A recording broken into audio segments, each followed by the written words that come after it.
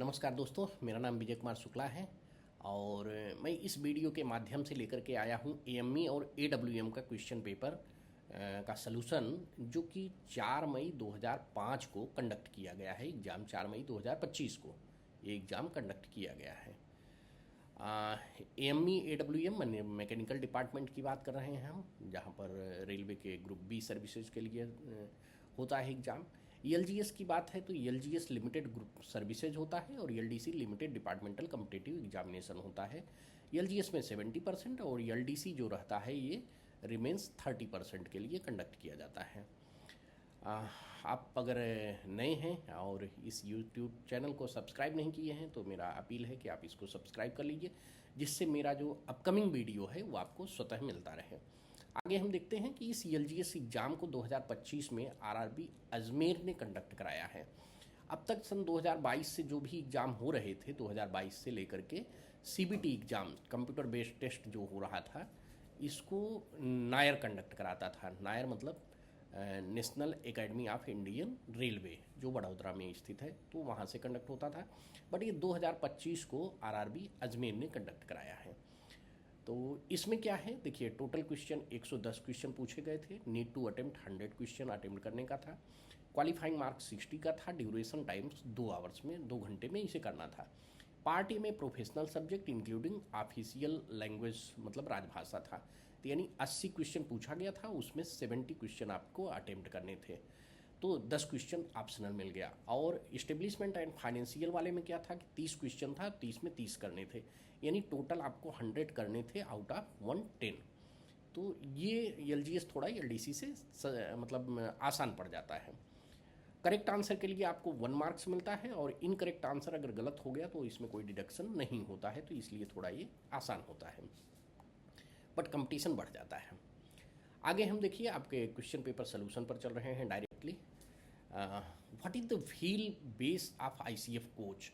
Question number 1 है wheel base. Wheel base क्या होता है, आप पहले इसको जान लीजिए कि एक ट्राली रहती है, ट्राली में जो है एक्सल पर व्हील लगे होते हैं। ये देख लीजिए, आप कॉन्सेप्ट समझ जाएंगे तो कहीं ना कहीं, चूँकि ये एलजीएस 3 बार में हुआ है, 3 बार में मतलब 4 तारीख को, 4/5 को हुआ है, फिर 18/5 को कंडक्ट किया गया है और फिर एक 22 जून को कंडक्ट किया गया है एलजीएस सप्लीमेंट्री जो हुआ है।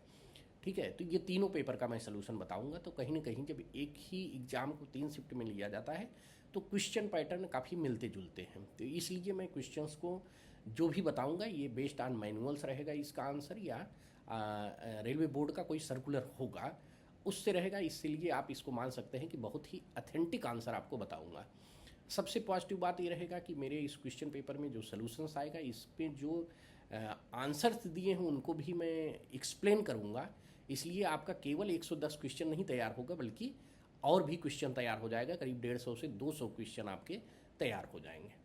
तो व्हील बेस क्या होता है कि इस एक्सल से इस एक्सल के बीच के डिस्टेंस को हम व्हील बेस कहते हैं। जैसे आप 4 व्हीलर भी खरीदने जाते हैं तो बताता है सेल्समैन व्हील बेस ये है, मतलब व्हील बेस जो होता है ये व्हीकल की स्टेबिलिटी के लिए होता है कि कितना बढ़िया है। तो व्हील बेस इसका 2896 होता है। अब यहाँ पर आईसीएफ पूछ लिया है तो कल को दूसरे पेपर में हो सकता है एलएचबी का पूछ ले, तो एलएचबी का व्हील बेस होता है 2560। एमएम में ही रहते हैं सब, 2560। और अभी वंदे भारत हो गया है तो वंदे भारत का कितना है, 2700 एमएम हो गया है। तो ये आपके एडिशनल क्वेश्चंस तैयार हो जा रहे हैं। और इसी तरह से वैगन जो होता है, वैगन में का 2000 होता है, ठीक है, 2000 एमएम। तो ये आपके 3 क्वेश्चन ये तैयार हो गए, प्लस आईसीएफ का आपको पता चल गया कि 2896 होता है। अगला प्रश्न हम चलते हैं क्वेश्चन नंबर 2 में। Equalising stay rod of the ICF coach is connected between. यहाँ पर बहुत बढ़िया सवाल पूछा है। अब इसमें क्या होता है कि जो आपका ये कनेक्शन लेटरल इक्वलाइजिंग स्टेराट का, तो इसमें पहला क्वेश्चन है, पहला आंसर है lower spring plank and bogie bolster. तो यही सही है, lower spring plank and bogie bolster के बीच में ये लगा होता है इक्वलाइजिंग स्टेराट। इसका काम क्या है, ये लेटरल थ्रस्ट को रोकता है, लेटरल थ्रस्ट को जो है ये रोकता है, थ्रस्ट, ठीक है, अब द स्प्रिंग। तो ये इक्वलाइजिंग स्टेराट की का जो है ये आपका आईसीएफ में होता है, एलएचबी में ये नहीं रहता है। अगला प्रश्न देखिए, for full service break application the break pipe pressure is reduced by. Full service break application में 1 से 1.5 kg का प्रेशर ड्रॉप करते हैं। तो 1 से 1.5 kg, जैसे आपका कोचेज है तो उसमें 3 से 5 सेकंड में ब्रेक एप्लीकेशन हो जाता है, ये ब्रेक एप्लीकेशन।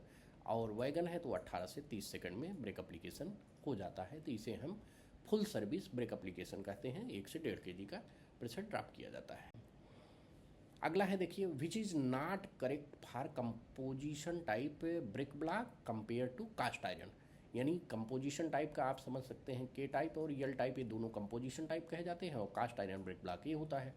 तो अब पहले ये कास्ट आयरन का ब्रेक ब्लॉक लगता था, लेकिन अभी जो है के टाइप या यल टाइप के यूज किया जाता है। तो कोचिंग में जो है के टाइप यूज होता है, वैगन में यल टाइप। और वैगन में जो अभी BMBS आ गया है, इसमें भी अब के टाइप का यूज किया जाता है वैगन में। तो ये आपके 3 क्वेश्चन की जानकारी अलग हो गई। अब इसको देखते हैं कि कह रहा है कि what is not correct, be concentrate here कि नॉट करेक्ट पूछ रहा है।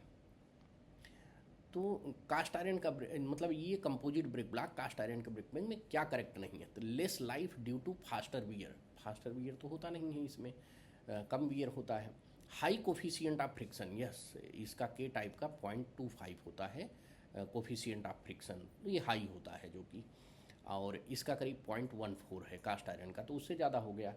लेस वेट, यस ये कम वेट का भी होता है, कास्ट आयरन का ज़्यादा वेट रहता था। Applicable for bogie mounted brake system, के टाइप जो है और ये बोगी माउंटेड के लिए ही है, ये कन्वेंशनल टाइप के लिए रहा। तो इसमें नॉट करेक्ट में केवल ऑप्शन नंबर ए है, बाकी सब जो है आपके करेक्ट हैं। ठीक है, कंपेरिजन में के टाइप और कास्ट आयरन के ब्रेक ब्लॉक में। अगला प्रश्न देखिए, what is the transportation code of the air conditioned second class chair car. Air conditioned second class chair car with end on generation. यहाँ पर आपको ये समझना। अब यहाँ समझिए कि देखिए क्या है, क्या कह रहा है इस पर कि इंडान जनरेशन मतलब EN रहेगा लास्ट में, इंडान जनरेशन की बात कर रहा है। दूसरा सेकंड क्लास चेयर कार है, चेयर कार को ZAC से ही हम करते हैं। तो और ये सेकंड क्लास है तो इसमें यस भी रहेगा, W भी रहेगा। तो ये देखिए यहाँ पर WS यही पढ़ रहा है, WSCZACEN। तो this one is the correct answer. ठीक है, अब देखिए यहाँ पर क्या है, विच component is not a part of wheel slide control system. Wheel slide control system यानी WSP की बात कर रहा है। WSP का कौन सा पार्ट नहीं है। तो WSP आपको पता होगी LHB के सभी कोचेज में लगे हैं। तो इसमें है accelerator valve, dump valve, speed sensor, pressure switch. अब देखिए डंप वाल्व रहता ही है, 4 रहता है हर एक LHB कोच में। स्पीड सेंसर भी रहता है, स्पीड सेंसर फोनिक व्हील के साथ में लगा रहता है तो 4 ही रहता है। प्रेशर स्विच हर एक कोच में 1 ही रहता है। एक्सीलरेटर वाल्व नहीं होता है। तो इसमें कहा है नॉट ए पार्ट, नॉट लगा है, तो एक्सीलरेशन वाल्व जो है इसका पार्ट नहीं है। तो this one is the correct answer. अगला प्रश्न चलते हैं हम, क्वेश्चन नंबर 7 देखिए, traction rod in an LHB coach are connected between. अब ट्रैक्शन रॉड क्या होता है पहले इसको जान लीजिए। तो इसमें अब इसमें क्या है कि देखिए booster beam and traction lever. अब ये ट्रैक्शन रॉड क्या है कि ट्रैक्शन रॉड आपका ट्रैक्शन लीवर और बोगी फ्रेम के बीच में कनेक्टेड होता है। तो इसका ऑप्शन नंबर C होगा। अब ट्रैक्शन रॉड ट्रैक्शन लीवर क्या रहता है कि ट्रैक्शन सेंटर जो आपके ICF में लगता था एंकर लिंक, ये एंकर लिंक क्या करता था, आपका ट्रैक्टिव एंड ब्रेकिंग फोर्सेज जो है दोनों को ट्रांसमिट करता था। वही काम यहाँ ट्रैक्शन सेंटर करता है, ट्रैक्टिव एंड ब्रेकिंग फोर्स को ट्रांसफ़र करता है। तो वो ट्रैक्शन सेंटर में जो है ट्रैक्शन लीवर और बोगी फ्रेम के बीच में आपका ट्रैक्शन रॉड जुड़ा रहता है। नेक्स्ट क्वेश्चन देखिए, which is not A cause of bearing failure of the LHB coaches. अब बियरिंग फेल्योर की बात आ गई तो बियरिंग रहेगा। तो बियरिंग क्या लगता है, CTRB बियरिंग यूज होता है LHB कोचेज में। LHB कोचेज में, वैगन में और आपका वंदे भारत में कौन सा बियरिंग यूज होता है, CTRB LHB वैगन और वंदे भारत में। और अगर ICF पूछ लेगा तो ICF में क्या होता है, स्फेरिकल रोलर बियरिंग यूज किया जाता है। अब यहाँ कह रहा है कि कौन सा कारण नहीं है, overdue ultrasonic testing of the axle. ठीक है, दूसरा क्या है, improper tightening of the phonic wheel 8x30 का रहता है, उसमें 35 का और 30 न्यूटन मीटर का इसमें टार्क लगाते हैं, newton meter. Excess gap between the control arm pairs, improper tightening of the end cap को 200 न्यूटन मीटर से हम टाइट करते हैं। तो ये देखिएगा अब क्या हो गया कि इसमें एलएचबी में क्या है, ओवरड्यू अल्ट्रासोनिक टेस्टिंग जो है यही इसका काज नहीं है। यहाँ पूछ रहा है कि not a cause of bearing failure. अगर अल्ट्रासोनिक टेस्ट तो हम करते नहीं हैं वहाँ पर, और अगर ओवरड्यू है तो उसका जो है एक्सल के ओवरड्यू से बियरिंग का जो है कोई लेना देना नहीं है, तो ये बियरिंग फेल्योर का कारण नहीं होगा। अगला प्रश्न देखते हैं। Brake power certificate of the coaching train is issued through which module? This one is the very good question. यहाँ पर क्या है कि आपको सबको जान लेना है। एफएम क्या होता है, फ्रेट मेंटेनेंस मैनेजमेंट। इसमें गुड्स ट्रेन जो होते हैं यानी फ्रेट ट्रेन जो होते हैं उसका बीपीसी इशू किया जाता है एफएमएम के थ्रू, ठीक है, फ्रेट ट्रेन का। और कोचिंग का आपका CMM, coach management maintenance management जो है इसमें आपका कोचिंग का यूज होता है। तो यहाँ पर आपका ये पूछ रहा है कि कोचिंग ट्रेन का, तो कोचिंग का क्या हो गया, सीएमएम हो गया। सीएमएम जान लिया आप।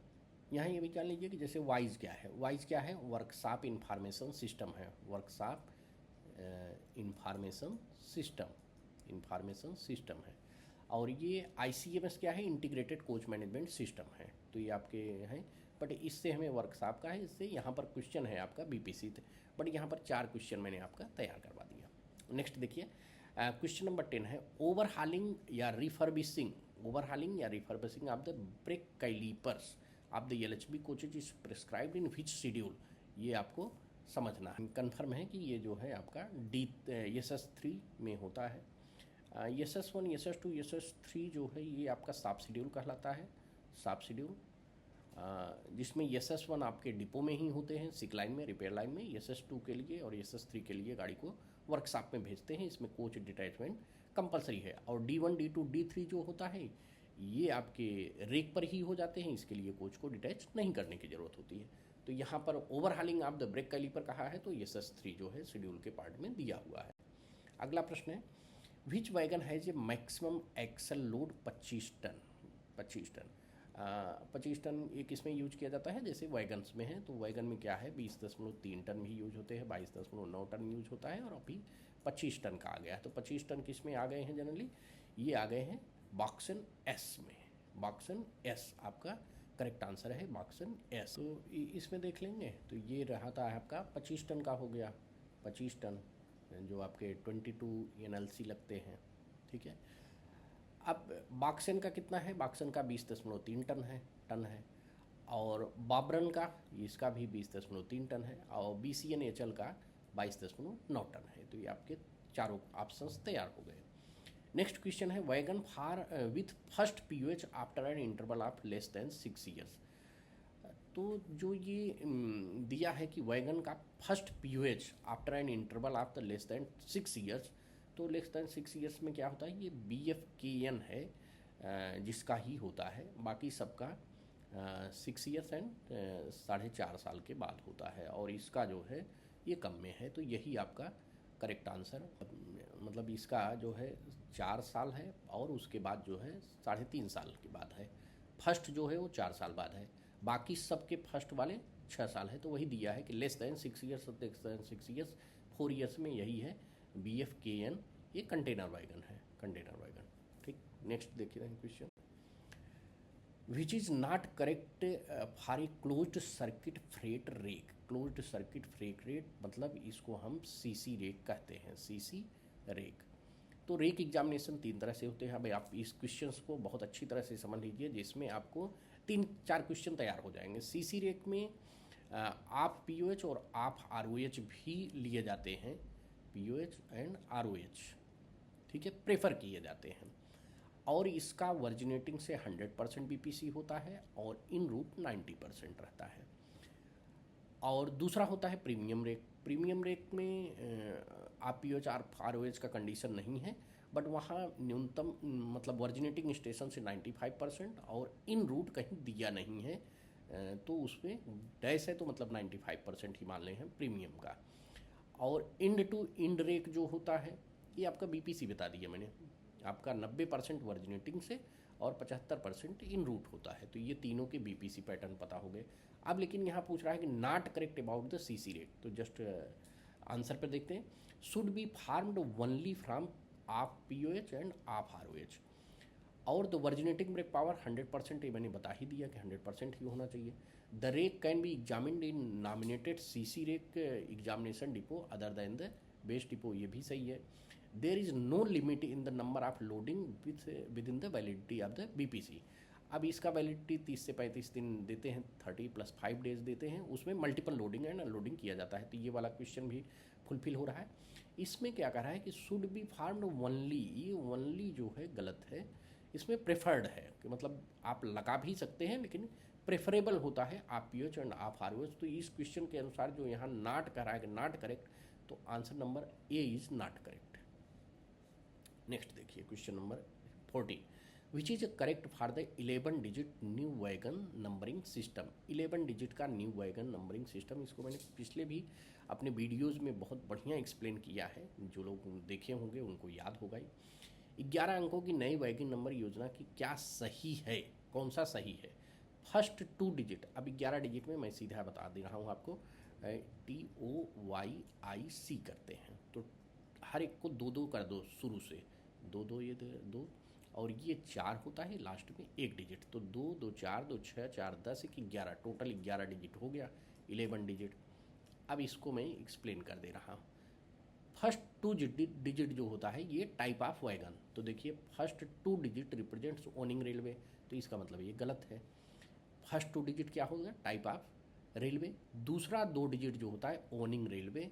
तीसरा 2 डिजिट जो होता है ईयर ऑफ मैन्युफैक्चरिंग। चौथा जो 4 डिजिट रहता है ये इंडिविजुअल वैगन नंबर होता है, लास्ट का चेक डिजिट होता है। तो अभी इसमें देखिए थर्ड एंड फोर्थ डिजिट, यानी ये दूसरा रहेगा तो थर्ड एंड फोर्थ आ जाएगा। रिप्रेजेंट्स ईयर ऑफ मैन्युफैक्चरिंग नहीं है, ये 5 और 6 डिजिट रहेगा, ठीक, तो ये भी गलत है इस प्रकार से। The fifth and sixth digit type of wagon, type of wagon तो पहला दूसरा डिजिट है। The 7th digit and to 10th digit represents the individual number. अब देखिए 2 2 4 2 6 हो गया, तो 7 से 10 तक जो है 4 डिजिट हो जाएगा, तो ये इंडिविजुअल नंबर को रिफ्लेक्ट करता है, इसलिए this one is the correct answer. But आपको याद करने के लिए ट्वाइस याद रखिए, पहला 2 डिजिट टाइप ऑफ रेलवे, दूसरा 2 डिजिट मतलब तीसरा चौथा डिजिट जो होगा ओनिंग रेलवे, पांचवा छठवा जो होगा वह ईयर ऑफ मैन्युफैक्चरिंग, 7 से 10 जो है इंडिविजुअल, और लास्ट का 11th डिजिट जो होगा वो चेक डिजिट होता है। तो इस तरह से आपका ये बेहतरीन क्वेश्चन तैयार हो गया। आगामी हर बार कहीं ना कहीं एक क्वेश्चन इससे पूछ लिया जाता है वैगन के 11 डिजिट से कौन सा 2 डिजिट रहेगा, तो आपका ये क्वेश्चन एक बेहतरीन तैयार हो गया। अब आगे देखते हैं हम।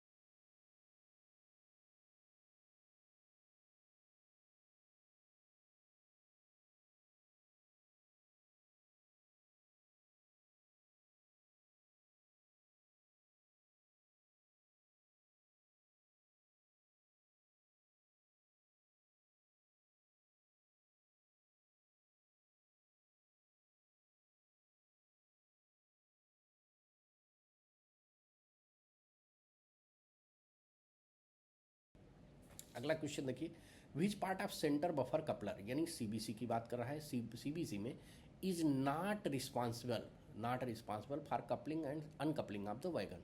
कपलिंग एंड अनकपलिंग के लिए सीबीसी में क्या रिस्पॉन्सिबल नहीं होता है? तो देखिए लाक के बिना तो लाक ही नहीं होगा, तो लाक तो ज़रूरी है। टॉगल भी रहता है।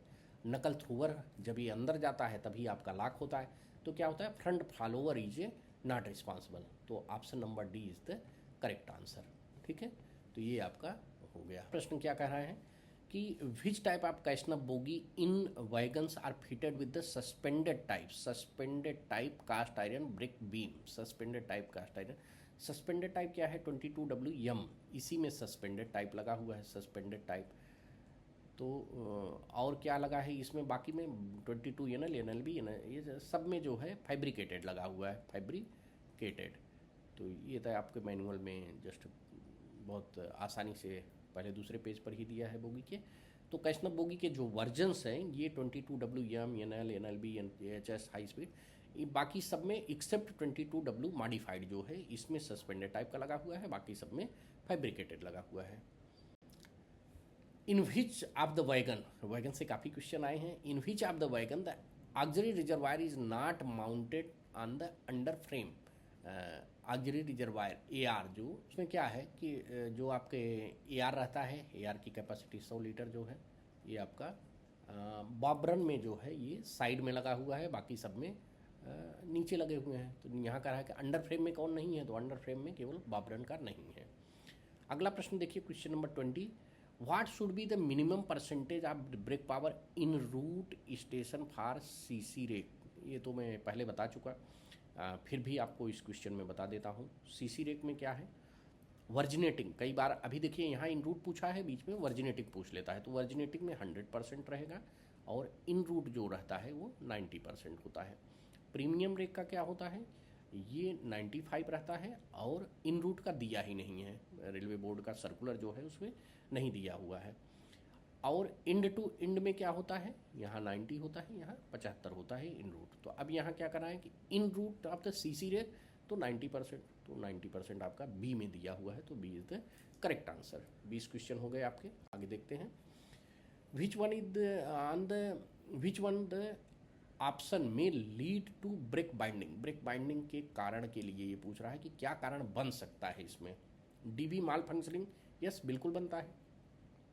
DB माल फंक्शनिंग कर जाएगा, यानी रिलीज टाइम जो है और ब्रेक एप्लीकेशन टाइम अगर गड़बड़ हो गया तो ब्रेक बाइंडिंग हो जाएगा। Excess piston stroke of the brake cylinder, yes ये भी हो सकता है। और डिफेक्टिव स्लैक एडजस्टर, ये से भी जो लगे रहते हैं डिफेक्टिव हो जाते थे तो ब्रेक बाइंडिंग। तो all options are the correct answer, कोई इसमें इशू नहीं है। What is the periodicity of the trip schedule of the 1400 HP demo DPC? Demo DPC का कह रहा है रिवीजन 4 में, कह रहा है रिवीजन 4 में of the schedule of the standard examination issued by the RDSO ने जो ये रिवीजन 4 इशू किया है, इसमें एक्चुअल में पहले वो 10 दिन का था, अब जो ये रिवीजन 4 कर दिया इसमें वो 15 डेज और 3500 kilometre engine kilometre which were is earlier. तो option number B is the correct answer. 1400 HP demo DPC का आप लोग डाउनलोड करके उसको स्टडी कर लीजिए, उसमें दिया हुआ है। तो ये तो शेड्यूल्स है, इसमें हमको आपको कुछ विशेष केवल याद ही करना है, कोई लॉजिक तो नहीं लगाना है। What are the must change item during D check जो है 18 महीने बाद जो होता है, ये डी चेक की बात कर रहा है कि क्या मस्ट चेंज आइटम है। इसके ऑप्शन में जाएंगे तो देखेंगे तो फ्यूल फिल्टर एलिमेंट ये भी तो होता है, एयर क्लीन फिल्टर एलिमेंट ये भी चेंज किया जाता है, और हाइड्रोलिक ऑयल रिटर्न फिल्टर ये भी चेंज किया जाता है, यानी इसका option number D is the correct answer. Question number 4 में देखते हैं द रेडिएटर फैन कितना रहता है? ये 2 रहता है। Demo DPC engine is driven by hydraulic motor से ये ड्रिवन होता है।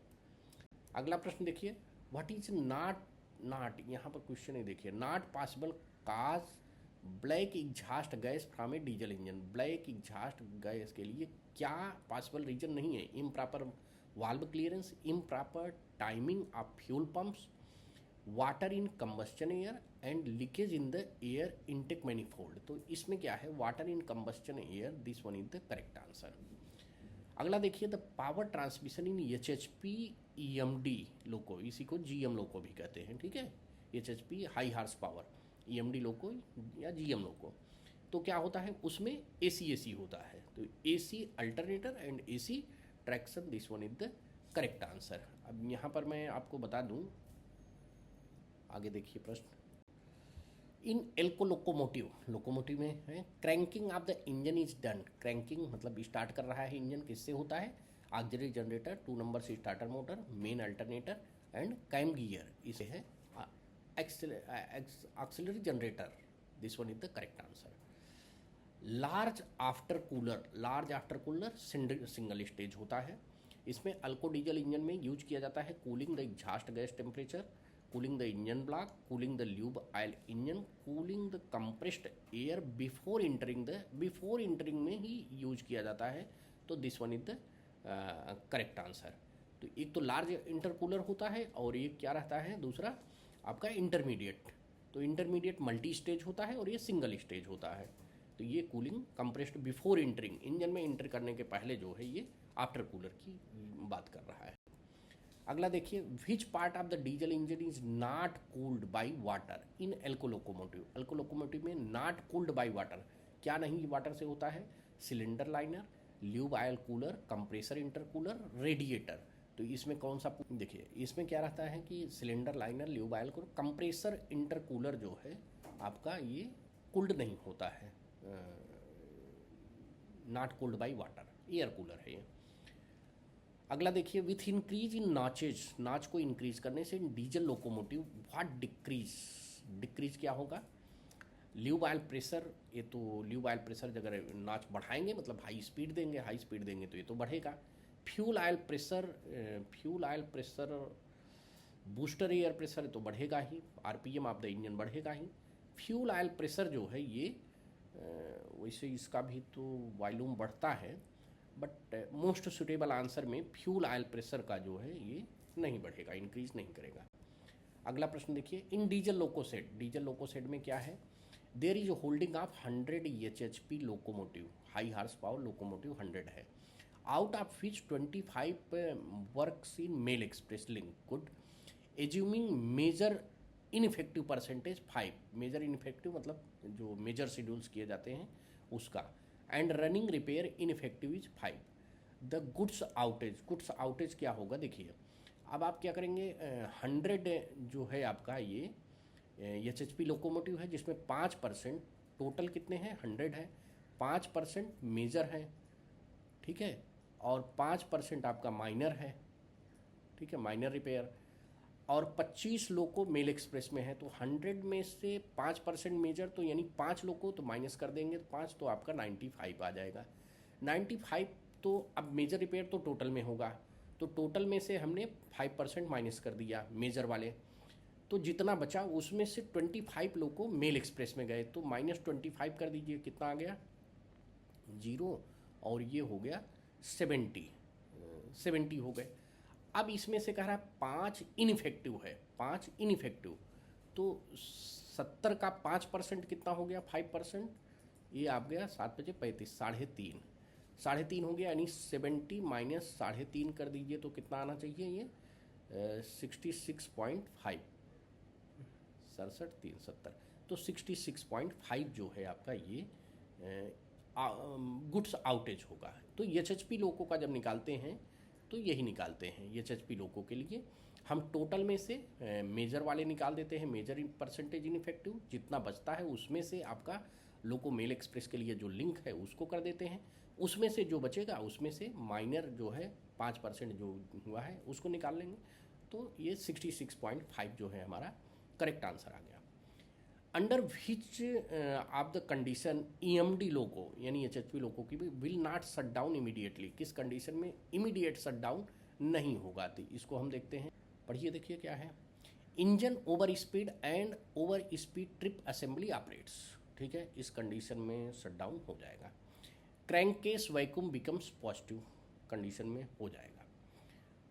Lube oil pressure falls and plunger operates तब भी हो जाएगा। विजिलेंस कंट्रोल डिवाइस VCD जो होता है, VCD not acknowledged by loco pilot, not acknowledged by loco pilot तो शट डाउन नहीं होता है, इंजन शट डाउन नहीं होता है, तो this one is the correct answer. इस तो कॉमन लॉजिक से भी आप इस क्वेश्चन को सॉल्व कर सकते हैं, तो ये आपका सही आंसर D हो गया। अगला देखिए, विच component of the HSP locomotive is driven by separate motor. Separate motor, अलग से मोटर लगा है एचएसपी लोकोमोटिव में से कौन सा? Fuel booster pump, lube oil pump, main alternator और कूलिंग वाटर पंप। इसका आपका सही आंसर है fuel booster pump. Option number A is the correct answer. अगला प्रश्न देखिए, which of the category of accident is not a consequential accident. Consequential accident मतलब A1 से A4 और B1 से B4, C1 से C4 और D1 से D4। तो इसके अलावा जो है वो आते हैं तो ये कॉन्सिक्वेंशियल होते हैं, कॉन्सिक्वेंशियल, ठीक है। और इसके बाद जो आएंगे वो नॉन कॉन्सिक्वेंशियल। तो इसमें देखिए A4 है, B5 है, C4 है, D4, तो यानी B4 जो है ये नॉन कॉन्सिक्वेंशियल। यहाँ पूछ रहा है नॉट ए कॉन्सिक्वेंशियल एक्सीडेंट, तो B5 जो है नॉट ए कॉन्सिक्वेंशियल एक्सीडेंट। अगला देखिए, which production unit in manufacturing Vande Bharat sleeper coaches for Indian railway. तो वंदे भारत का एक बहुत बढ़िया मैंने वीडियो बनाया है, उसको आप लोग लिंक में दिया हूँ, ज़रूर देख लीजिएगा। उसमें बहुत सारे क्वेश्चंस मैंने सॉल्व किया है। तो वंदे भारत के बारे में बता दें कि वंदे भारत इंडिजीनियस डेवलपमेंट किया गया है, ये ICF चेन्नई में, ICF। तो यहाँ पर बिना किसी डाउट के ICF लगा दिया आपने, ठीक है।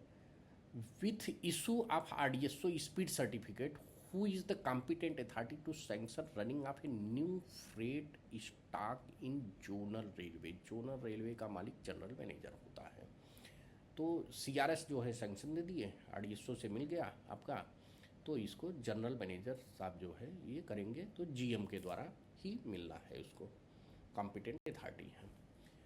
Which is not a basic motion of the 140 ton Gottwald breakdown crane. Basic motion क्या है? Traversing, hoisting, slewing, derricking. अब देखिए क्या होता है, ये जानना बहुत जरूरी है। यहाँ देखिए क्या रहता है, डीरेकिंग मतलब जिप को हम इन एंड आउट करें, ठीक है। स्लेविंग का क्या है? स्लेविंग, ये स्लेविंग आपका 0 से 360 डिग्री आप घुमा दीजिए। होस्टिंग, होस्टिंग क्या है? होस्टिंग में हम क्रेन को मोशन करते हैं, होस्टिंग क्रेन को मोशन हम कराते हैं, ऊपर नीचे करते हैं। ट्रैवर्सिंग यही नहीं है, वो एक्चुअल में ट्रैवलिंग रहता है जब हम लेफ़्ट राइट में उसको आगे पीछे करते हैं तो उसको, तो 4 मोशन होते हैं, बट ये नहीं है, ट्रैवर्सिंग नहीं है। तो होस्टिंग, स्लेविंग एंड डीरेकिंग तो है 140 टन में, ठीक। The maximum working radius of 140 ton Gottwald breakdown, maximum radius नया आया है, उसमें 18 मीटर है, और मिनिमम अगर दे दे तो 5.5 मीटर मिनिमम रेडियस, ठीक है। मैक्सिमम जो है आपका 18 मीटर दिया गया है। अगला देखिए, rail skate provided in ART is use to for transportation of the rolling stock disabled in mid section due to. Rail stake मतलब क्या होता है ये जान लीजिए, इसको जानिए कि रेल स्टेक का मतलब होता है, रेल स्केट जो है ये क्या है?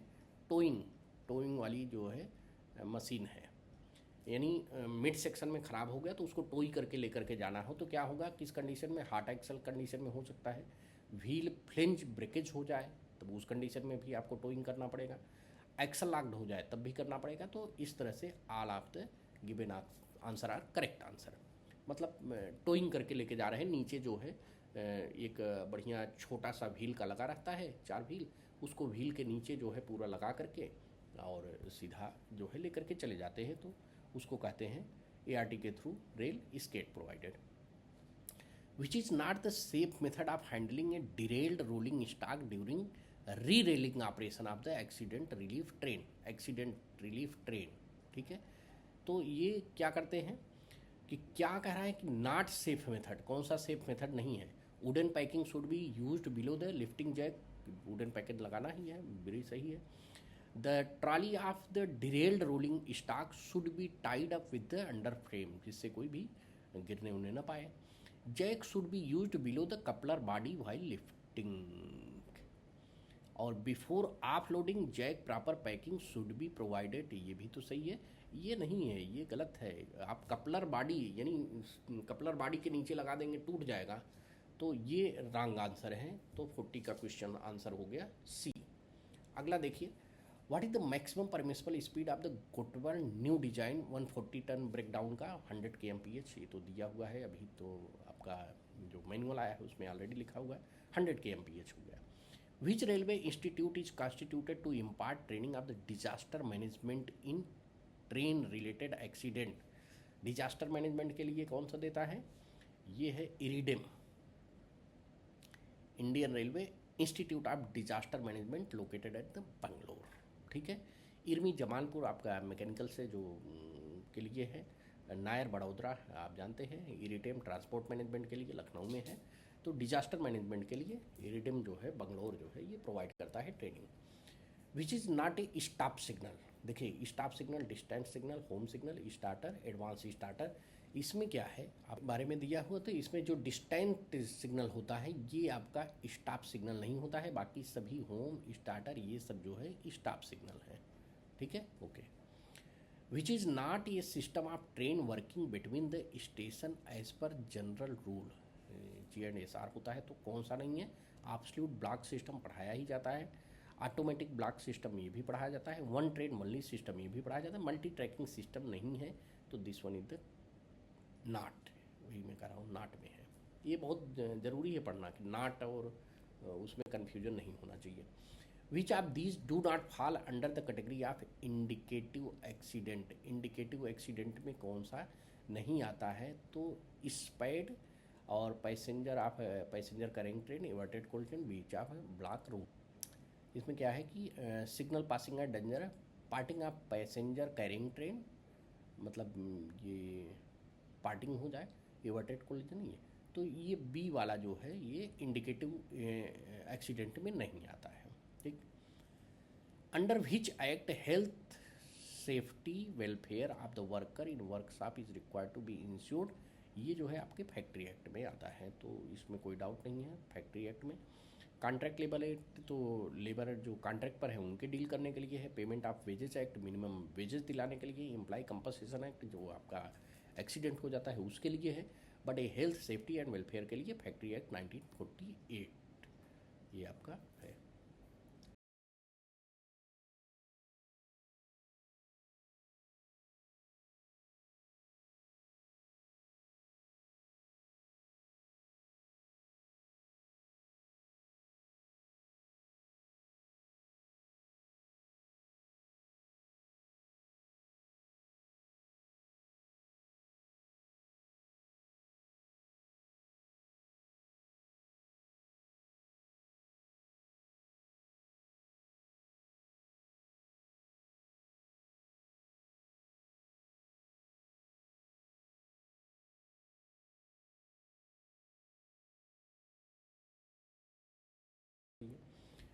What is not mandatory for loco pilot before working in a train? क्या नहीं है mandatory? Learning about trouble shooting in the lobby, signing on in the CMS, breath analyser test, collect copy of the caution order of all the ये। अब इस आप common logic इसमें लगाइए। अब क्या होता है, learning about the trouble shooting in lobby, lobby में बैठ करके ड्राइवर जो है कैसे ये सीखने की, इसकी क्या ज़रूरत है? लोको पायलट बिफोर वर्किंग पे जा रहा है तो भाई साइनिंग कर दे, ब्रीथ एनालाइजर टेस्ट हो जाए, कॉपी ले ले, कॉपी ले, तो ये कॉमन लॉजिक का क्वेश्चन हो गया, तो ये इज द करेक्ट आंसर इसमें। What is the function of fog safe device provided in the locomotive? Fog safe किस लिए प्रोवाइड किया गया है? Helps to stop the train in emergency situation, इसके लिए नहीं है। फॉगी जो है वो अलर्ट करने के लिए है, ड्राइवर्स को अनाउंस करता है name and distance of the approaching signal, तो ये ऑप्शन नंबर डी, मतलब अलर्ट करता है, तो अलर्ट इसमें एक ही है, तो इसलिए मैंने डायरेक्ट मार दिया क्वेश्चन का आंसर अलर्ट। अगला देखिए, which need not be basic amenity to provide the running room? Running room में बेसिक नीड पूछ रहा है, एकदम बेसिक एम्यूनिटीज़। वाटर प्यूरीफायर होगा, अच्छी बात है, रनिंग रूम में रहना चाहिए। वॉशिंग मशीन कपड़ा धुलने के लिए है। Reading room with magazine newspapers, yes ये ज़रूरी है। रूम्स विथ एयर, ये नहीं है, तो ऑप्शन नंबर बी जो है washing machine is not a basic amenities, मतलब कपड़ा धुलना है नहीं धुलना है ये कोई बेसिक एम्यूनिटीज़ नहीं है।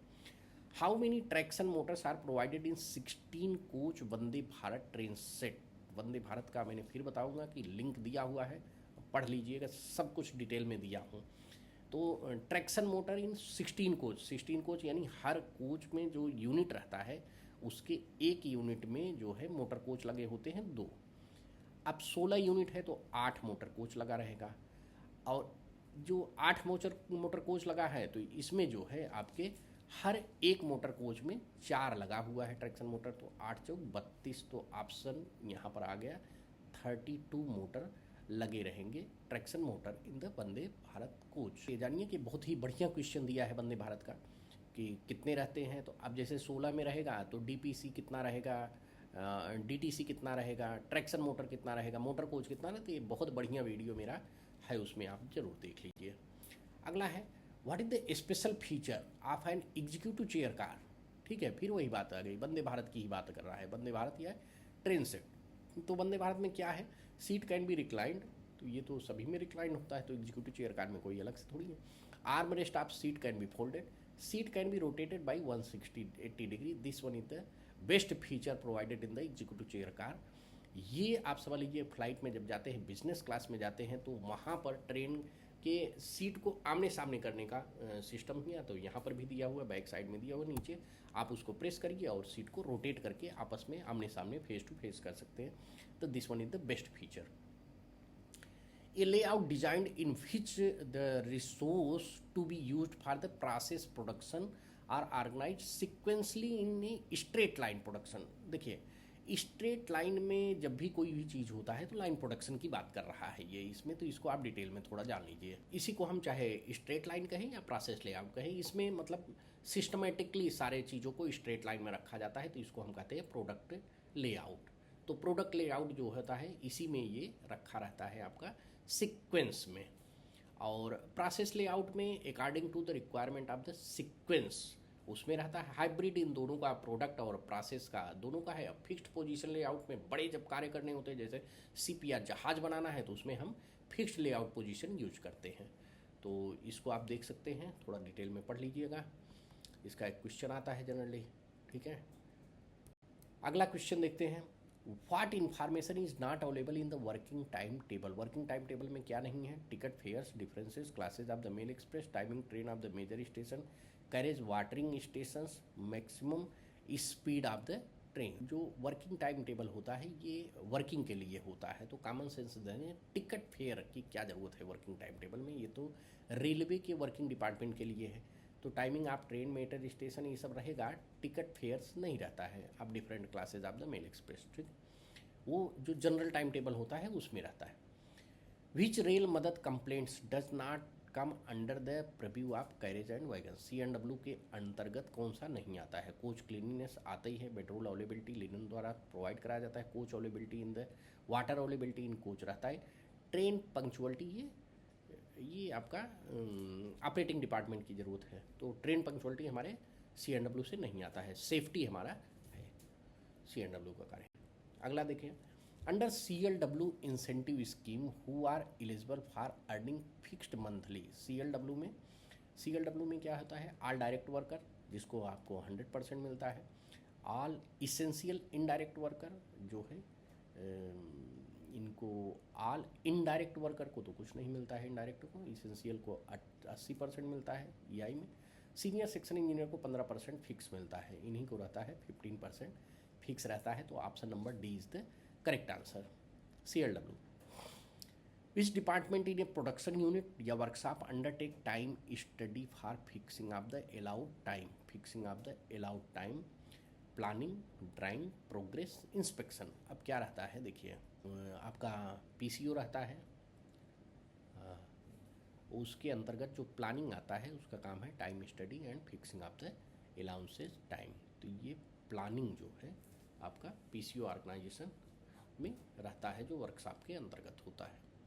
अगला प्रश्न देखिए, which of the allowances are taken into account to calculate the total running of the train time, mail express between the section of the division, engineering allowance, traffic recovery allowance, acceleration and deceleration, all of the given. तो all of the given सभी लिए जाते हैं calculate करने के लिए, train का total timing सभी अलाउंसेज लिए जाते हैं।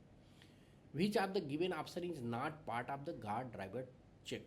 GDR टेस्ट जो कहते हैं, GDR check, guard driver test, proper coupling of air hose, loose fittings and hanging parts, hollow tyre in wheel and release hand brake. Release hand brake देखना ही है, प्रॉपर हेयर होल देखना है, ये देखना है। हालो टायर इन फ्लैट्स ये देखना GDR चेक के अंतर्गत नहीं आता है, ये CNW के अंतर्गत है। आप ADME का पेपर देने जा रहे हैं तो इतना तो बेसिक चीज़ें क्लियर होंगी। अगला प्रश्न देखते हैं हम। विच of the heat treatment process reduce hardness and improve ductility.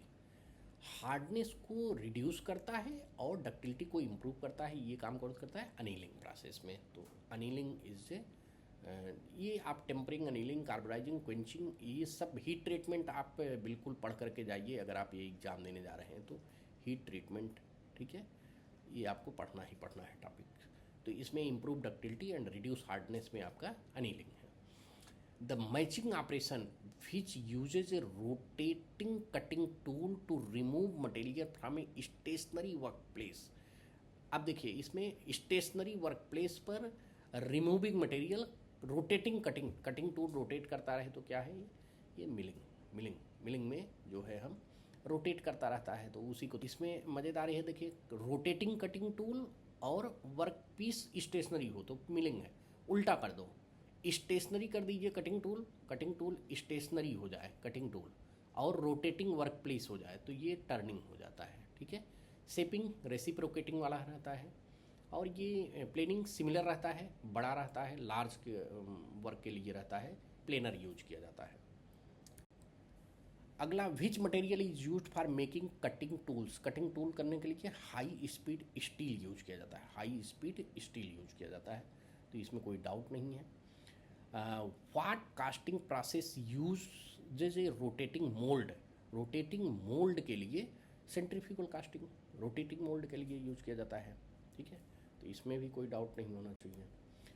Which of this is not a metal joining process. Bridging, soldiering, welding, forging. Forging नहीं है, फोर्जिंग तो मेटल ज्वाइनिंग प्रोसेस नहीं है, ये दोनों तीनों ज्वाइनिंग प्रोसेस हैं, ठीक।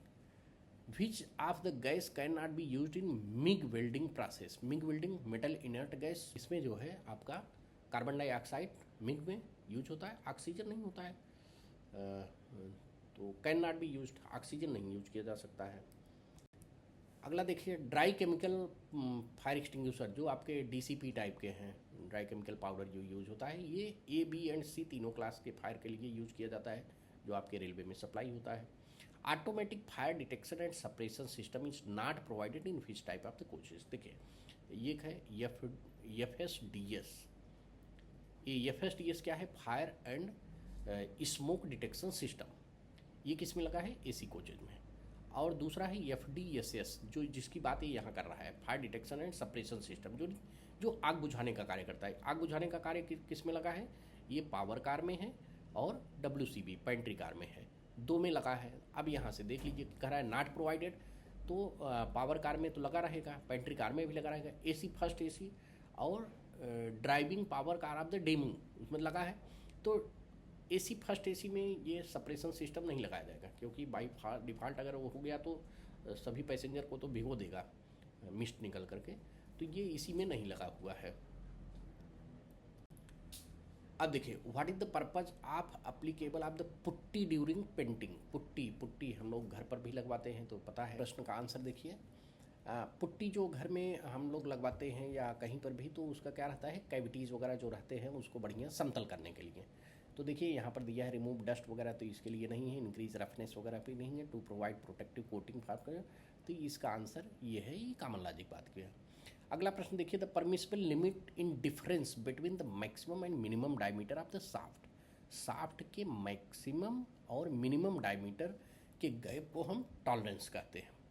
क्या कहते हैं? Tolerance, gap between two maximum and minimum के बीच में, टू मैचिंग पार्ट के लिए नहीं, शाफ्ट के लिए ये क्लियरेंस कहते हैं, क्लियरेंस। ये आंसर गलत होगा। आप 70 के लिए option number B is the correct answer. B is the correct, नहीं ये देखिए शाफ्ट लिखा है मैंने इसलिए लिख दिया इसको। शाफ्ट में मैक्सिमम एंड मिनिमम डिफरेंस को हम टॉलरेंस कहेंगे। Yes, correct answer is A is the correct answer, tolerance. अब क्लियरेंस किसके कहते हैं? शाफ्ट के मैक्सिमम और मिनिमम डाया को जो है हम क्लियरेंस कहेंगे। और difference between two matching parts को हम अलाउंसेज कहते हैं। अगर शाफ्ट का डाया होल के डाया से, उसका जो होल डाया रहेगा उससे ज़्यादा है, then that is called interference. तो आपको यहाँ tolerance, clearance, allowances and interference चारों का डिफरेंस क्लियर हो गया।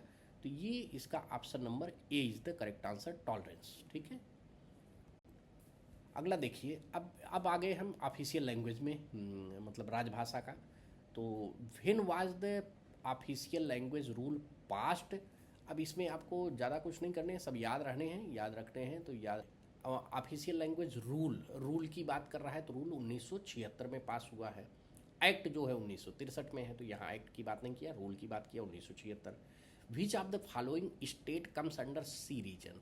सी रीजन में कौन से आते हैं, देखिए सी रीजन में महाराष्ट्र आपका बी रीजन में आता है, उड़ीसा जो है सी रीजन में आता है, गुजरात भी आपका बी रीजन में है। ठीक है, तो ये आपको याद रखने हैं। हम चलते हैं। What is the name of the award given for writing story and novel in Hindi. Story या नावल, मुंशी प्रेमचंद अवार्ड जो है आपका इसके लिए मिलता है। और अगर पोइट्री की बात कर देता है, यहाँ नावल की जगह पोइट्री रहता तो मैथिली शरण गुप्त अवार्ड मिलता। How many Lok Sabha member will be here in the committee of the parliamentary official language. देखिए टोटल लोकसभा के कितने सदस्य हैं, तो टोटल सदस्य 30 हैं, जिसमें 20 जो है लोकसभा के हैं और 10 राज्यसभा के हैं। तो यहाँ आपका ये प्रश्न क्लियर। अगला प्रश्न देखिए, एक मिनट, ठीक, टोटल हमने बता दिया था उसमें question. What is the tenure of मुख्य राजभाषा अधिकारी। मुख्य राजभाषा अधिकारी का टेन्योर 1 ईयर होता है। ठीक है, which elementary Hindi course is prescribed for the central government employee. Very elementary जो होता है ये प्रवीण, प्राज्ञ, प्रबोध, पारंगत। प्रबोध जो है आपका ये सबसे बेसिक एलिमेंट्री कोर्स कहा जाता है, प्रबोध। अब अगला क्वेश्चन देखते हैं हम। Under which rule of official language act 1976 the letter received in Hindi will be replied in Hindi. ये बढ़िया है, ये रूल नंबर 5 के तहत दिया गया है। ठीक है, what is the synonyms in the Hindi word of the daya. दया का पर्यायवाची दया मतलब अनुकंपा। अनुकंपा के आधार पर आपको नौकरी दिया जाता है, कंपनसेशन पर जो दिया जाता है। अनुकंपा, निपुण तो स्किल्ड होता है, वेदना मतलब दुख है, आगंतुक मतलब कोई आया हुआ है, दया मतलब दयावान, और अनुकंपा है। In which of the following pairs correct Hindi translation of the word is not given. Not given है, बहुत ध्यान से देखिए। कंप्लायंस मतलब अनुपालन करना। डिप्टी जनरल मैनेजर मतलब अपर महाप्रबंधक। अप्रूव्ड मतलब अनुमोदित। कॉन्क्रेंस मतलब सहमति। तो अब यहाँ देखिए क्या नहीं दिया है, यहाँ पर आपको दिख रहा होगा कि कंप्लायंस अनुपालन तो सही है, अप्रूव्ड मतलब अनुमोदित होना, कॉन्क्रेंस। डिप्टी मतलब उप नहीं है, उप महाप्रबंधक यहाँ पर नहीं है, तो ये आपका आंसर सही हो गया। नॉट गिवन मतलब सही नहीं है। In which of the following pairs the correct Hindi is given. Correct Hindi दिया गया है, यहाँ पूछ रहा था नॉट गिवन, तो ये नहीं दिया गया था, बाकी सब दिए गए थे, यहाँ पूछ रहा है गिवन, तो ध्यान देना है। सुटेबल उपयुक्त, रेवेन्यू वित्त, एलिजिबल मतलब योग्य, उपलब्ध, सर्विस आचरण कैसे दिया हुआ है, तो कौन सा नहीं, इसमें आपको देखने से ही लग रहा हो सुटेबल उपयुक्त, ये नहीं है। तो यही है, बाकी रेवेन्यू का नहीं है। एलिजिबल मतलब योग्य होता है, सर्विस आचरण नहीं, कंडक्ट होता है, तो यही केवल एक उपयुक्त यहाँ देखिए दिया है, और ये रहता तो उल्टा हो जाता है। आगे प्रश्न देखिए। अब आ गया वहाँ पर आपके 10 क्वेश्चन आपके खत्म हो गए, 80। अब यहाँ 30 में आपको सब करना है। What is the minimum qualification of the direct recruitment of the junior engineer CNW में DME diploma in mechanical engineer 3 years diploma होना चाहिए। तो 3 इयर्स मिनिमम क्वालिफिकेशन पूछ रहा है यहाँ पर, मैक्सिमम आप कुछ भी रखिए, रिस्ट्रिक्शन नहीं है, 3 years diploma. What is not A correct about the paternity leave. Paternity leave is for a period of 15 days, ये तो सही ही है। यहाँ पर कह रहा है नॉट करेक्ट, क्या नहीं है। Paternity leave has to be availed within 15 days of the child birth or else it will be lapsed, यही सही नहीं है, और क्या है, बाकी तो हो गया, एक मिल गया। तो paternity leave can be combined with other leave adopted child for less than, यही नहीं है सही। Paternity leave have to be 6 month के अंतर्गत लिया जा सकता है।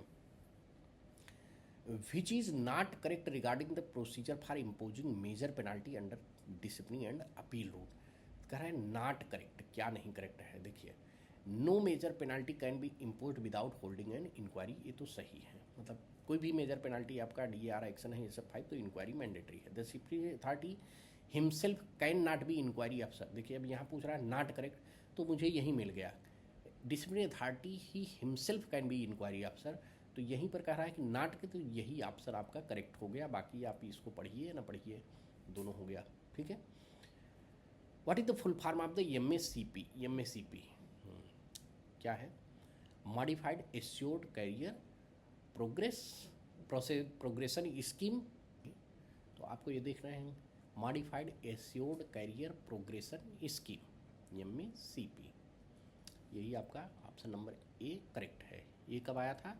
ये सन 2006 में न, 6वें वेतन आयोग में, 6th CPC में कई बार पूछ रहा है कब कब लगता है, 10 साल 20 साल या 30 साल में, और इसके लिए आपका अभी APAR जो आपका कहते हैं CR कहते हो, CR जो है वेरी गुड होना ही चाहिए तभी आपको ये मिलेगा, तो इतना आपको एडिशनल जानकारी आपका हो गया MACP के रिगार्डिंग। अब अगला देखिए, which is the correct eligibility of the berth and seat entitlement in privilege pass of the supervisor level in level 6। Level 6 में क्या है? 1 berth in AC in mail express train on paying 1/3 difference of the fare. 1/3 में जो आपको नहीं मिलता है, इसमें क्या है, नहीं मिलता है। 1 बर्थ इन फर्स्ट AC राजधानी में नहीं मिलता है। 1 berth in AC first AC mail express train on paying full difference, देखिए अब यही है अंतर, ये अगर आप गस्टेड होते तो गस्टेड के लिए ये है 1/3 पे करके जाए, लेकिन सुपरवाइजरी लेवल पर फुल डिफरेंस पेड करना पड़ेगा, इसलिए आपको ये आपका option number C is the correct answer. Only 1 berth in second AC और नहीं है, फुल जितने भी हैं सब मिल सकते हैं। Which facility can not be availed through HRMS? HRMS क्या है? ह्यूमन रिसोर्स मैनेजमेंट सिस्टम, अभी सभी एम्प्लॉय के लिए मैंडेटरी हो गया है सभी HRMS से। हाउस बिल्डिंग लोन जो है और provident fund loan, leave encashment आप HRMS से ही भरते हैं। सेल्फ नॉमिनेशन आप रेलवे बी के वार्ड भी आप करते हैं, आप PF ही लेते हैं, बस केवल हाउस बिल्डिंग लोन नहीं कर सकते हैं, तो ये आपका नहीं है, ठीक है। 86 का answer A is the correct answer. अगला प्रश्न देखिए, अगला प्रश्न देखिए क्या है कि which penalty is not entered in the service record. Service record में क्या नहीं होता है? स्टॉपेज ऑफ इंक्रीमेंट होता है, स्टॉपेज ऑफ पास भी होता है, सेंस्योर, ये सब 11 जब देते हैं तो उसका न्यूनतम है। वार्निंग जो है नहीं रिकॉर्ड किया जाता है, तो option number C is the correct answer. Which information is not available on railway employee self services. रेस में क्या नहीं है? सैलरी डिटेल्स तो आता ही है, लीव डिटेल्स रेस में, प्रोविडेंट फंड डिटेल्स मिलता है, इनकम टैक्स लीव डिटेल्स नहीं मिलता है। लीव डिटेल्स कहाँ मिलता है? HRMS में, ठीक है, तो ये नहीं मिलता है, तो ये 88 का हो गया ऑप्शन नंबर B।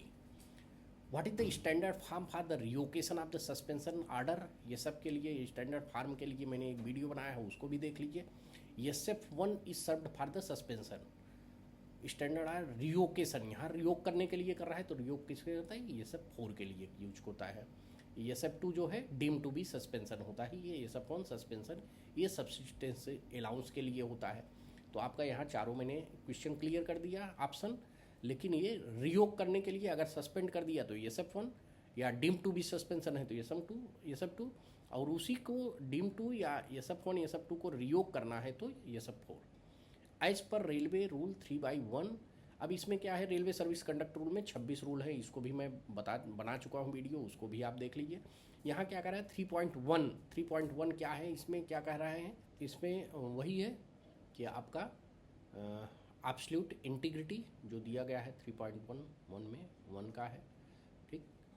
अगला जो है देखिए, what is the composite transfer grant for the railway employee on transfer place more than 100 kilometre. 100 kilometre के लिए 80% ऑफ द मूल वेतन, अगर 20 किलोमीटर से कम रहता है तो 1/3 ऑफ द बेसिक मिलता है, ठीक है। 20 less than 20 kilometre, less than 20 kilometre, ठीक है। तो 1/3, अदरवाइज वो 80% ऑफ द मूल वेतन। What is the implies contribution NPS, NPS में कितना रहता है? देखिए, जो ओल्ड पेंशन स्कीम है ओपीएस में, उसमें बेसिक का 8.33% होता है, ठीक है। एनपीएस में बेसिक प्लस डीए का, बेसिक प्लस डीए का 10% होता है। तो आपका ये 10% of the basic plus DA होता है। ये 1/1/2004 से के बाद जो लोग आए हैं उनको मिला है। अब बाकी एक यूपीएस भी आ गया है, ये 1/4/2025 से लागू हो जाएगा। जो एनपीएस में है वो कन्वर्ट कर सकते हैं, तो वहाँ पर भी बेसिक प्लस डीए का 10% है। अगला देखिए, for which advance drawn from railway employee need not to pay the interest. Interest किस में नहीं होता है? हाउस बिल्डिंग में देना ही पड़ता है आपको। Festival advance, motorcycle advance, personal, केवल फेस्टिवल एडवांस जो कि अब नहीं मिलता है, पहले था 1500 रुपये मिलता था, तो उसमें जो है आपको नहीं मिलता था, उसको आप 10 इंस्टॉलमेंट में आप जमा कर सकते थे। तो फेस्टिवल एडवांस के लिए नहीं देना पड़ता है। What is the competent authority to sanction study leave of junior scale gazetted officer outside India? This one is the good question. Advance leave को आप जान गए ही, स्टडी लीव को। स्टडी लीव आपको 12 मंथ पहले बार मिलता है, टोटल आपको 24 मंथ का मिल सकता है। अगर आप मेडिकल ग्राउंड पर ले रहे हैं, डॉक्टर्स वगैरह हैं, तो उनको 36 मंथ का मिलता है। अब ये स्टडी लीव क्या है कि इसको कह रहा है कि सैंक्शन करना है आउटसाइड इंडिया। जैसे ही आउटसाइड इंडिया हो जाता है, ये पावर चला जाता है रेलवे बोर्ड के पास में, गस्टेड अफसर के लिए। अगर यही गस्टेड अफसर, अब देखिए यहाँ आउटसाइड बोल दिया है, यहाँ विद इन बोल देता, विद इन बोल देता, तो ये पावर आ जाता है जनरल मैनेजर को। General manager with in India आपको गस्टेड पावर दे सकते हैं। डीआरएम वगैरह ग्रुप सी एंड डी के लिए देते हैं। इसमें कंडीशन यही होती है 5 साल आपका सर्विस हो गया हो, तभी आपको स्टडी लीव मिलता है। तो आप ये क्वेश्चन नंबर 94 का रेलवे बोर्ड है। अगला प्रश्न देखिए 95, up to what value of the tender general manager can accept the tender committee recommendation for work invited through open tender. General manager को फुल पावर होता है, इसका सर्कुलर आया हुआ है, इनको आप चेक कर सकते हैं, देख सकते हैं। Which one of the proposed works या payment does not require financial justification. Financial justification किसके लिए नहीं ज़रूरत है? देखिए, expansion of set to increase manufacturing capacity of the production unit चाहिए ही, payment of licence fees of the workshop, construction of new line, mechanised laundry, payment of licence fees and workshop के लिए जस्टिफिकेशन देने की जरूरत नहीं है। Under which demand revenue expenditure of the repair maintenance of the carriage and wagon. देखिए, ये इसका मैं अलग से एक वीडियो बना रहा हूँ डिटेल्स में, डिमांड्स एंड ग्रांट्स का, उसको आप देख सकते हैं, उसमें रहेगा। रिपेयर एंड मेंटेनेंस जो रहता है ये C&W के लिए 6 नंबर है, 6 नंबर जो है ये C&W के लिए है। अब यहाँ पर मैं जो है 5, 8 और 10 को भी एक्सप्लेन कर देता हूँ। देखिए, यहाँ पर जो आपको ऐसा जान लीजिए कि 3 से लेकर के आपके जो 14 तक है, इसमें क्या करते हैं हम,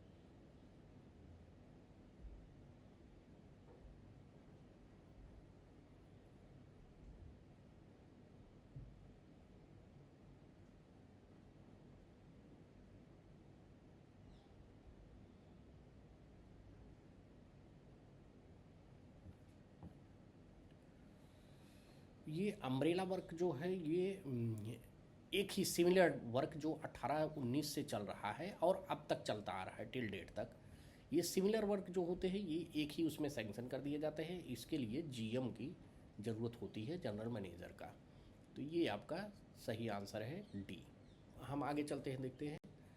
अगला प्रश्न है, under which plan head capital spares for rolling stock are purchase. Rolling stock जो है कैपिटल स्पेयर 21 के अंतर्गत आते हैं। तो ये आपका ये इसमें PH 41 में क्या है, एम एंड पी आता है आपका, एम एंड पी आता है, ये वर्कशॉप के लिए आता है प्लान हेड। 2100 जो है रोलिंग स्टॉक के लिए आता है। Who is the competent authority to approve the definition of similar nature of work in tendering process. Similar nature का वर्क जो है concern PHOD of the department, he will decide the कौन सा similar nature का work है। अगला देखिए, what is the maximum number of financial upgradation under grant of the MACP। ये मैंने बताया कि 2008 से स्टार्ट हुआ है, 6th पे कमीशन से हुआ है, CPC से, और दूसरा इसमें 10 साल, 20 साल और 30 साल के लिए होता है। अब मैक्सिमम नंबर तीन बार ही तो है, तो 3 बार ही, तो option number C is the correct answer. When PAC is required to the store पर परचेज प्रोप्राइटरी आर्टिकल सर्टिफिकेशन जो होता है, ये कब ज़रूरत पड़ता है? जब कोई भी मटेरियल सिंगल ही हो और एक ही OEM जो है उसे बना रहा हो, तो when the material is to be purchase from the OEM only, when the material is to be purchase through RDSO approved, RCSO approved resources बहुत सारे होते हैं। When the material is to be purchase through limited tender, ऐसा भी नहीं है। When the material to be purchase through global, नहीं है, OEM से ही खरीदना हो, एक ही टाइप का बना रहा हो, तो इसलिए हमको PAC की ज़रूरत पड़ती है। सबके सैंक्शनिंग अथॉरिटी अलग अलग हैं, पावर अलग अलग हैं। PAC सैंक्शन करने के लिए भी आता है। What is the value of earnest money to be deposited by the tenderer with the tender for the works tender? 1 crore. Earnest money deposit EMD जो होता है, ये सिक्योरिटी के लिए लिया जाता है कि हाँ भाई जो सीरियस आदमी है वही इसको जो है। EMD कितना रहता है कि ये 1 करोड़ तक 2 लाख रुपए रहता है, 2 लाख, और उसके बाद जो होता है वो 0.5% हो जाता है, यानी अब तक जो है 2% रहता है। 2% प्लस 0.5% जितना भी 2 करोड़ से ज़्यादा होगा। तो यहाँ 1 करोड़ की ही बात किया है तो 2% 2 लाख रुपए होगा, तो ये आपका option number B is the correct answer. For what value of the non stock indent signature of PHODs is required in the indent? PHODs ये कब होगा? एबव 45 लाख रुपए में जो है PHOD की ज़रूरत पड़ती है, तो ये हो गया एबव 45 लाख रुपए। अगला प्रश्न है 105, for work amounting to value of more than 50 crore a minimum tender notice period of the e tendering में 21 दिन होता है। और अगर विशेष परिस्थितियों में फाइनेंशियल अप्रूवल लेकर के हम मिनिमम जो है 14 डेज कर सकते हैं, लेकिन जो ये लेटेस्ट लेटर आया है मोर देन 50 करोड़ तक के लिए 21 दिन है। Which is not relevant to the inventory management. Inventory management मतलब जो स्टोर के सामान होते हैं, इन्वेंट्री मैनेजमेंट करने के लिए इकोनॉमिक ऑर्डर क्वांटिटी ये तो होता ही है, मटेरियल हैंडलिंग कास्ट भी होता है, ABC एनालिसिस, क्रिटिकल पथ मेथड, CPM और PUD जो है ये इन्वेंट्री मैनेजमेंट के लिए नहीं है, बल्कि ये शार्टेस्ट एंड मेथड के लिए है, टाइम के लिए स्टडी किया जाता है। Which of the following items are not being purchased through GeM? GeM क्या है? गवर्नमेंट ई मार्केट प्लेस, तो पर्सनल कंप्यूटर किया जाता है, वेल्डिंग मटीरियल, ये रेलवे ट्रैक फिटिंग्स नहीं किया जाता है, मेडिकल की भी किया जाता है ये सब, तो option number C is the correct answer. Headquarter finance waiting is required for AAC approval of the category item. किस आइटम? ए कैटेगरी का जो आइटम होता है, चूँकि हाई वैल्यू आइटम होता है, इसके लिए इसके AAC को अप्रूवल करने के लिए हेडक्वार्टर के फाइनेंस की ज़रूरत होती है। In case of suitability test the vacancies are calculated on the basis of, देखिए एग्जिस्टिंग वैकेंसी, आप सुटेबिलिटी टेस्ट लेंगे किसी का तो पहले तो एग्जिस्टिंग वैकेंसी चाहिए हमें, तो एग्जिस्टिंग ले लेंगे, प्लस एंटीसिपेटेड वैकेंसी ले लेंगे, प्लस रिजल्टेंट वैकेंसीज, तीनों जो है हम लेते हैं तभी जो है ये साथ में लिया जाता है। एग्जिस्टिंग, एंटीसिपेटेड एंड जो हम मान लीजिए किसी को प्रमोशन कर रहे हैं तो उसकी वैकेंसी खाली होगी तो रिजल्टेंट हो गया, तो ये हो गया। Which of the following work to be executed under plan head 42? Plan head 42 में setting up a new mechanised laundry, ये तो नहीं होता है। Setting up quick watering facilities, setting up a new coaching depot, ये यस, ये जो है आपके प्लान हेड 42 के अंतर्गत आएगा। वर्कशॉप एंड वर्क्स के लिए जो है ये सेटिंग अप है न्यू कोचिंग फैसिलिटी। तो डिमांड्स एंड ग्रांट्स भी देख लीजिएगा मेरा वीडियो, जिसमें आपके बहुत सारे क्वेश्चंस क्लियर हो जाएंगे। And thank you for watching the videos. आपने अंत तक देखा। अगर आपका कोई क्वेरीज है तो 9869191374 पर आप व्हाट्सअप कर सकते हैं, आपके सलूशन को मैं दूंगा। कोई क्वेश्चन पेपर है और इसको आप इस वीडियोज़ को अगर पसंद आया है तो लाइक और सब्सक्राइब जरूर कर लीजिएगा, साथ में अपने उन दोस्तों के साथ शेयर करिए जिनको इसकी ज़रूरत है। सपोज दैट अगर आपको ज़रूरत नहीं है तो आपके किसी साथी को ज़रूरत होगा तो वहाँ पर ज़रूर इसको दीजिए, उनको फॉरवर्ड कीजिए और इसको लाइक और शेयर करिए। और आपका लाइक और शेयर ही हमें मोटिवेट करता है कि नए वीडियोज़ बनाऊँ। And once again thank you for watching this videos. Have a good day.